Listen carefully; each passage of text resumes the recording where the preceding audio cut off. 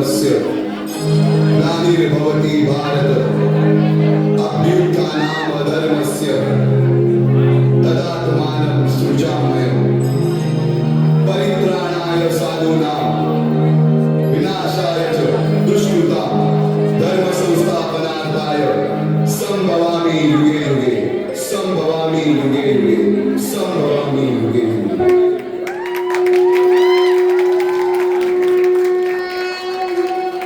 जेव्हा जेव्हा धर्मावर ग्लानी येईल, जेव्हा जेव्हा धर्म वाढेल, तेव्हा तेव्हा सज्जनांच्या रक्षणासाठी, दुष्टांच्या संहारासाठी, धर्माची स्थापना करण्यासाठी मी युगानुयुगे जन्म घेईन.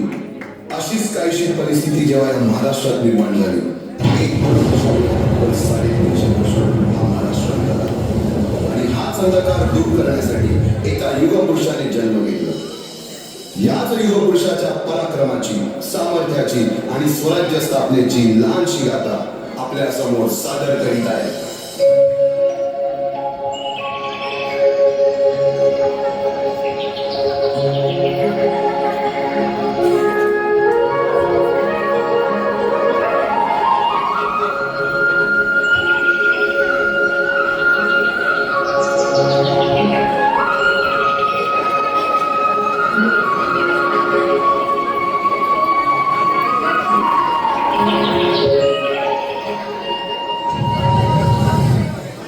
महाराष्ट्राचा सुखाने नांदत असताना एक दुष्ट कार्यक्रमाची दृष्टी महाराष्ट्र परकीय स्वराज्याच्या माचेखाली पडला आहे. अपहरण, अपमान, जुलूम, जबरदस्ती, अन्याय, अत्याचार, मंदिरांची तोडफोड, स्त्रियांची, धनधान्यांची लूट थांबत नव्हती. जेव्हा आपल्याच घरात गोठ्यातली गाय आणि घरातील माय सुरक्षित होते, तेव्हा घरातलाच अंधकार मनात घर करून बसतो. अशा वेळी साधू, संत, लहान, थोर, लेकी, बाई अवघा महाराष्ट्र देवाला गाराण घालतं. अरे जेजुरीच्या खंडोबा, पंढरपूरच्या तुळजापूरच्या भवानी आई, दारुगड, दारुगड आई, दारुगड.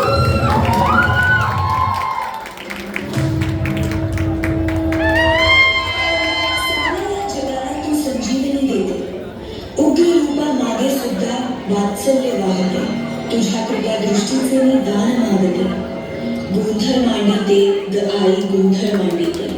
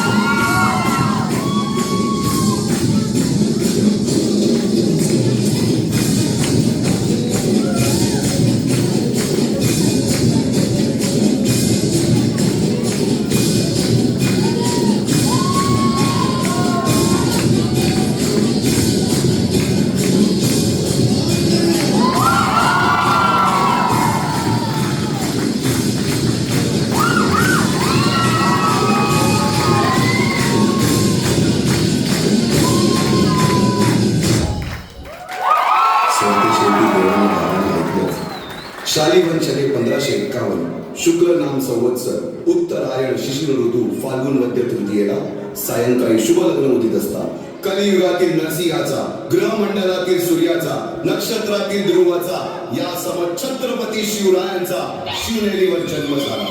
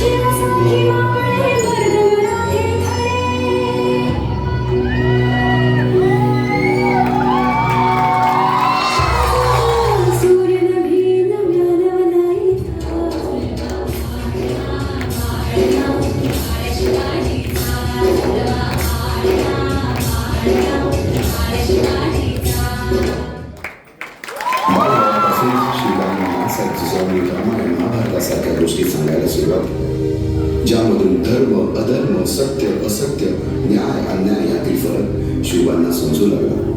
तसेच शस्त्रास्त्र व शास्त्र या शिक्षणासाठी शहाजी राजांनी अनेक कर्तबगार माणसे नेमली, जसे की दादोजी कोंडदेव, बाळकृष्ण पंत, रघुनाथ पंत, शामराज पंत अशा अनेक कर्तबगार माणसांच्या नेतृत्वाखाली महाराज बालवयापासूनच घडू लागले.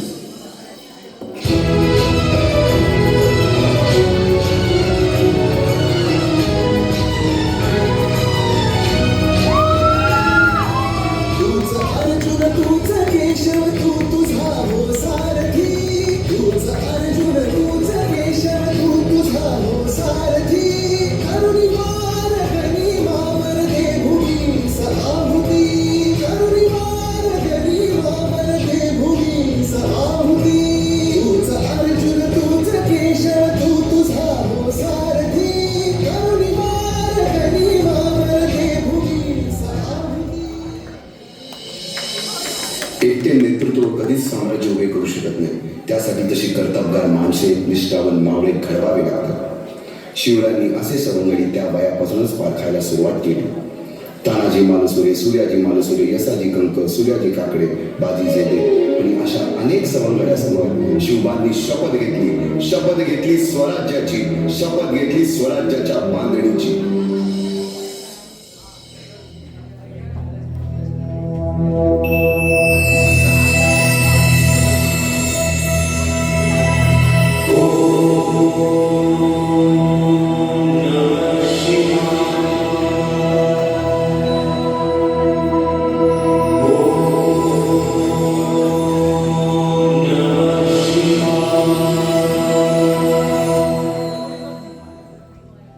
आम्ही मराठे यवनांची पीडा नष्ट करण्यासाठी हिंदवी स्वराज्य स्थापन करीत आहोत. यवनांची पीडा नष्ट करण्यासाठी हिंदवी स्वराज्य स्थापन करीत आहोत. राष्ट्रभावनेने संघटन करून देशावरील परकीयांचे आक्रमण नष्ट करीत आहोत. देशावरील परकीयांचे आक्रमण नष्ट करीत आहोत.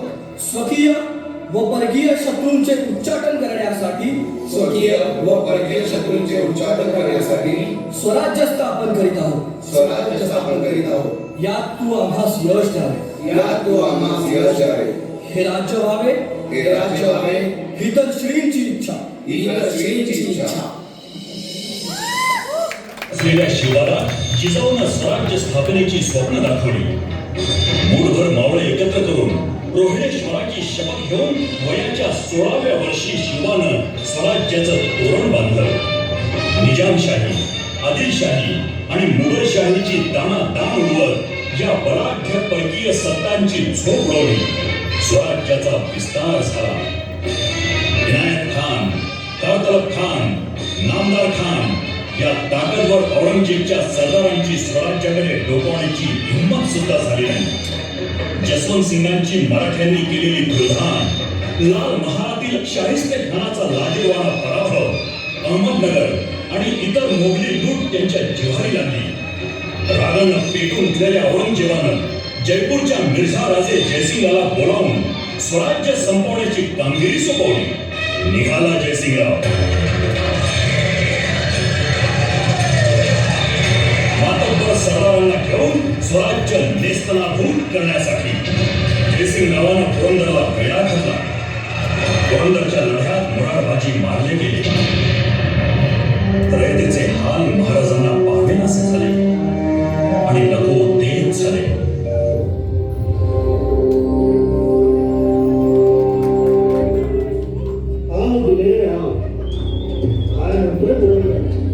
राजा साहब, वज्रगढ़ तो गिर गया, अब जल्द ही पुरंदर भी गिरेगा और उस सेवा का घमंड भी गिरेगा.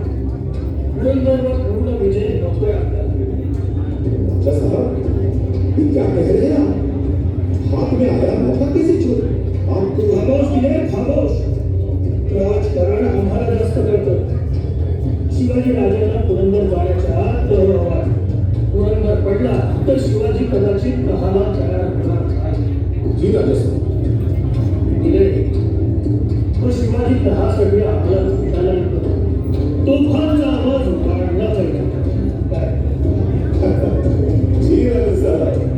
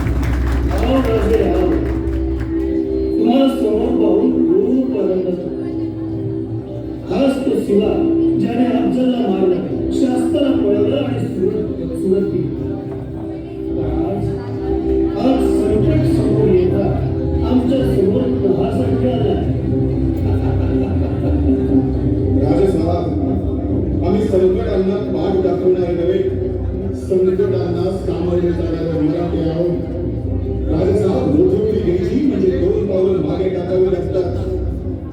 बहुत खूप राजे, बहुत खूप. आओ. या 10च्या आपले 23 किल्ले आणि 4 लक्ष फुटात संपले. आता आमचा बादशहाची चाकरी यापुढे मला करायची. बादशहाने तुमच्या शंभू राजांना 5,000ची मोत्सद्दल केली. निश्चय करवा. तुम्ही आपल्या शंभू बाळांसोबत आता बादशहाच्या भेटीसाठी जाऊ. राजसाहेब, लहानपणापासून आम्ही एक शेर ऐकत आलो. खुदी को कर बुलंद इतना कि हर तकदीर से पहले खुदा बंदे से खुद पूछे बता तेरी मजा क्या है.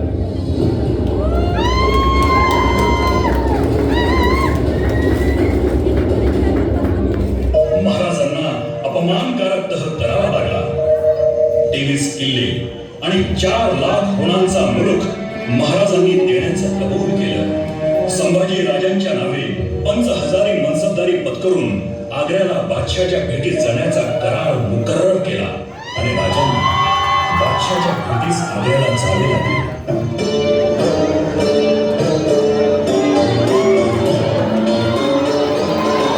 बादशाचा 50वा वाढदिवस मोठ्या दिमाखात साजरा केला होता. अशा धामधुमीच्या काळात शिवाजी राजे पदोपदी अपमानित होऊन दुसऱ्या दिवशीच्या दरबारात पोहोचले.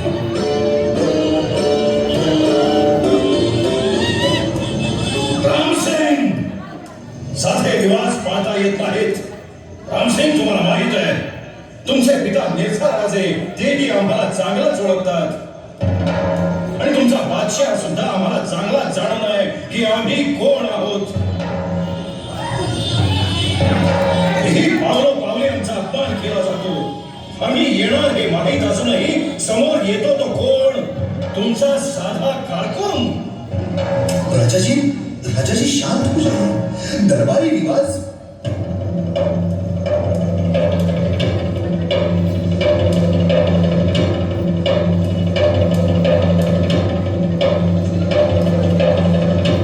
माफ करा आबासाहेब, हे शीर फक्त तुमच्यासमोर आणि माझ्या जगदंबेसमोरच झुकेल. बाकी कोणाचं बळी नाही.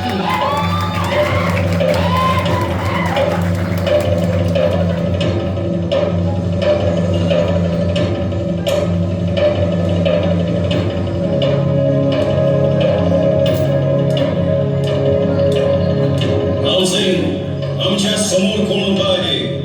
जी, आप है जोधपुर के राजा जसवंत सिंह राठौड़. अरे कोण हा जसवंत सिंग? ज्यानं आमच्या सैन्याकडून मार खाल्ला, ज्याचं तोंड आमच्या मर्द मावळ्याने कधी पाहिलंच नाही. पहिली ती पाठ आमच्या मावळ्यांसमोर उभं राहायची लायकी नाही, त्याच्या मागे आम्हाला उभं करण्याची हिंमत केली कशी? आम्ही हे कदापि सहन करणार नाही. रामसिंग, राजाजी दरबारी रिवाज पाळायलाही मर्यादा असतात. रामसिंग, आज आम्ही एवढ्या लांबून तुमच्या बादशहाला भेटायला आलो ते काय यासाठी? आमचा 9 वर्षाचा मुलगा सुद्धा 5,000 मनसबदार आहे. आमच्या मर्द मावळ्यांचा पराक्रम सांगायला तुमच्या या मोगली दरबारात अनेक हुजरे पण कुठे सरदार आहेत. त्यांच्यापैकी कोणी खिलती हरवल्या तर कोणी मोठ आणि एवढ्या खालचा दर्जा देतोय हा तुझा बादशाह आम्हाला. राजाजी जिंदे लाइक खामखा नाराज हो जाएंगे. कृपा करके आप शांत हो जाइए. नाही तर काय करेल तुझा बादशाह? तुझ्या या बादशहाची पर्वा करायला आम्ही काय बादशहाचे नोकर नाही. आमचा हात काय वाटतं अशानं मराठा संपेल? शक्य नाही ते. उलट सह्याद्रीच्या कडे कपारीवर स्वराज्याची राखण करण्यासाठी कंबर कसून उभा असलेला माझा मर्द मावळा भेटून उठेल. मांडून बसलेल्या तुझ्या बादशहाची कबर त्या दख्खनच्या मातीतच खोदेल.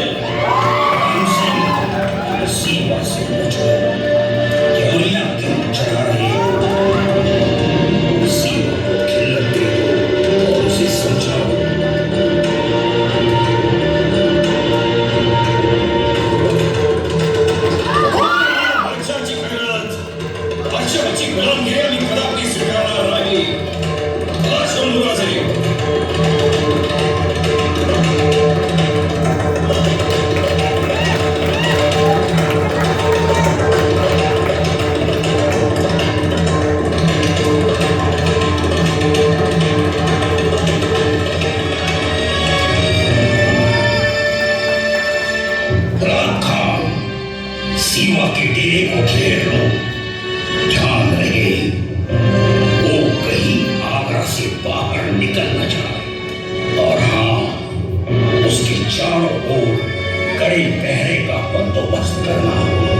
तुम खुद उस पर नजर रखो।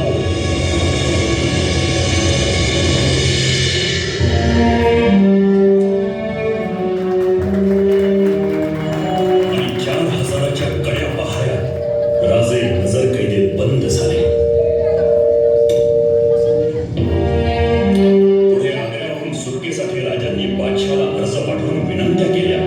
सुटकेसाठी सर्व सनदशीर पर्याय वापरले, पण बादशाहवर त्याचा काहीही परिणाम झाला नाही।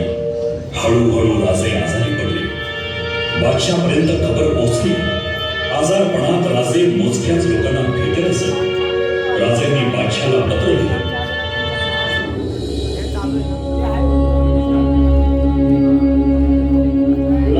क्या कहता है वो सीवा? हुजूर, सीमा के पास बहुत कम आदमी बचे। आजकल ज्यादातर लोग बीमार ही रहता है, किसी से बात नहीं करता, किसी से मिलता नहीं। और सीवा का वो बेटा संभा मौत से मिलने के लिए आया है।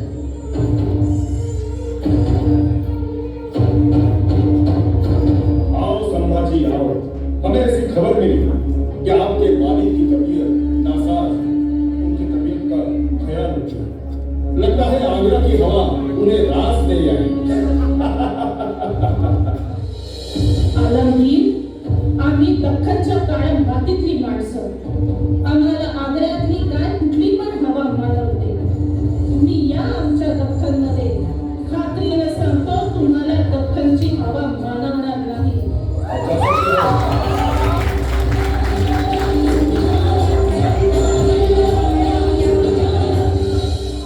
हुजूर, उसकी ये जुर्रत। खुदा, वो सीवा का बेटा है संभा। ये प्रकट थे डरेंगे लेकिन झुकेंगे नहीं। उस सीवा पर कड़ी नजर रखो, नहीं तो आगरा से उठकर वो दक्खन में चला जाएगा। हुजूर, सीवा की एक दरख्वास्त है। यहाँ के साधुओं को, बैरागियों को, फकीरों को और यहाँ के मंदिरों में वो मिठाई बांटना चाहता है।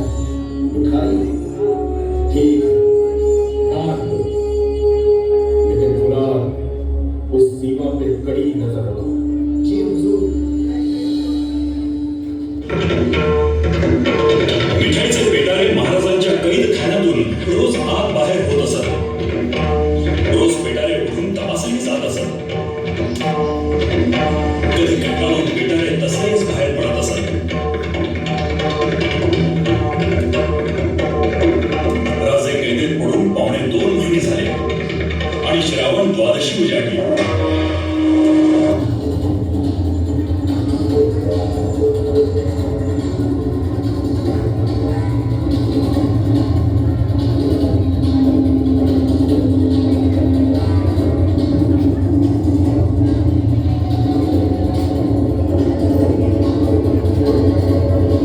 राजे, अशी मिठाई आपल्याकडे खूप नाही। खरं आहे मिताली, ही मिठाई राजगडला पोचवायला होती। इतकं निष्ठिकन महिनाभर ठेवली तरी पण बिघडत नाही। ऐकलं रोजी, फक्त पाठवता आली पाहिजे।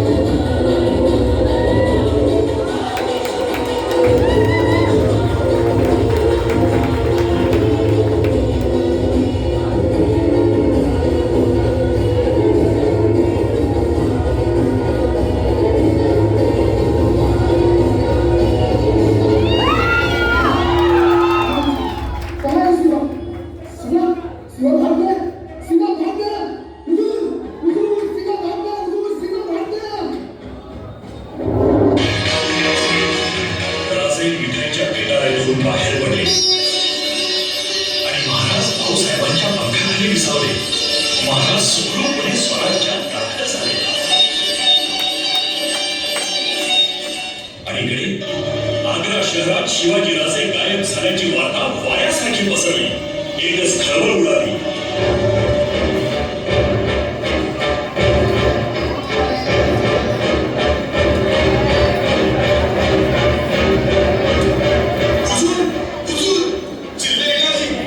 क्या हुआ राम सिंह? क्या तकलीफ है?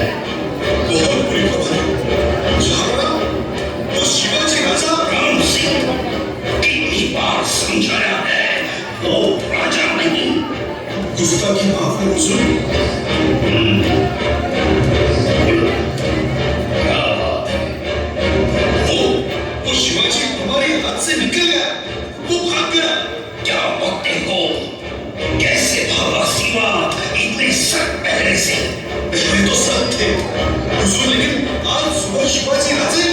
कितनी बार सुन राम सिंह, अब तेरे कहने ना कहने से क्या होगा? आज नहीं तो कल सारा हिंदुस्तान उसे राजा कहेगा. शिवाजी राजा.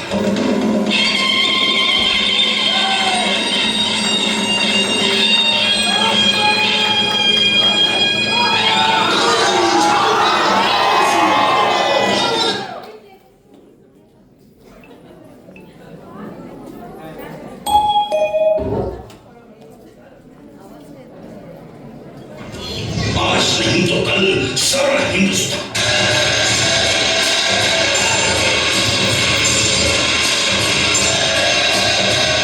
साडेतीनशे वर्षाच्या काळरात्रीनंतर अरुणोदय झाला. भगवंतांनी दिलेला शब्द खरा झाला. हिंदवी स्वराज्य स्थापन करणारा, यवनांची पीडा नष्ट करणारा जाणता राजा राज्याभिषेकासाठी सज्ज झाला.